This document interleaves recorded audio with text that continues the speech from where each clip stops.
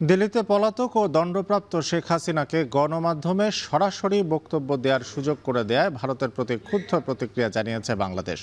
বুধবার রাতে দেয়া বিবৃতিতে পররাষ্ট্র মন্ত্রণালয় বলছে, এই ঘটনা বাংলাদেশের সার্বভৌমত্ব ও জুলাই শহীদদের অবমাননার শামিল। বিবৃতিতে আরও বলা হয়, বাংলাদেশ ভারতের সাথে পারস্পরিক শ্রদ্ধাবোধ ও সমতার ভিত্তিতে সম্পর্ক বজায় রাখতে চায়। তবে দেশটির মাটি ব্যবহার করে শেখ হাসিনাকে গণমাধ্যমে কথা বলতে দেয়া ভারত বাংলাদেশের সম্পর্ক উন্নয়নের পরিপন্থী। সাজাপ্রাপ্ত গণহত্যাকারী হাসিনা ও তার মাফিয়া বাহিনীকে বাংলাদেশের রাজনীতিতে কোনো জায়গা দেওয়া হবে না বলে সাফ জানিয়ে দেওয়া হয় বিবৃতিতে।